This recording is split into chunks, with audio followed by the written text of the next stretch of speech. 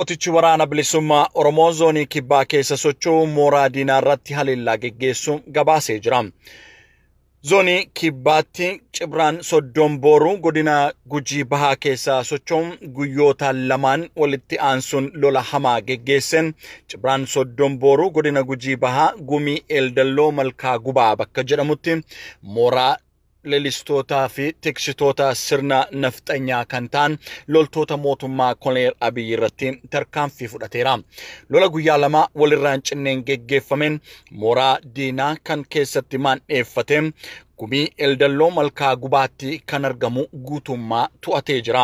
Naannoo kana keessatti meeshaalee waraanaa kuufamanii jiran qabeenya uummataa saamamee sirnichaa fi itti gargaaramanii fi humnoota kanaan ukkaanfamanii mooraa keessatti dhokatanii kan hidhamanii jiran lammiileen naannoo sanaas hiikamanii jiru. Humni naannoo kanatti socho'u humni waraana bilisummaa Oromoo yeroo garaagaraatti injifannoolee guddaa kan agarsiisaa ture ta'uusaa Cibraan Soddon Booruu heeruudhaan ammas lukeelee diinaa duukaa bu'anii aga Oromiyaan walaboomtuutti lukeelee diinaa irratti tarkaanfii fudhachuun akka itti fufus ibsanii jiru.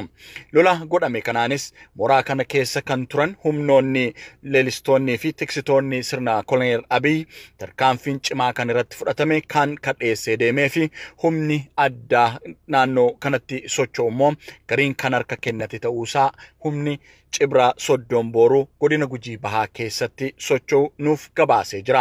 Egaa injifannooleewwan bakka garaagaraatti waraanni bilisummaa Oromoo argachaa jiru uummanni Oromoo tikfatee waraana isaa bira dhaabbachuu akka qabanis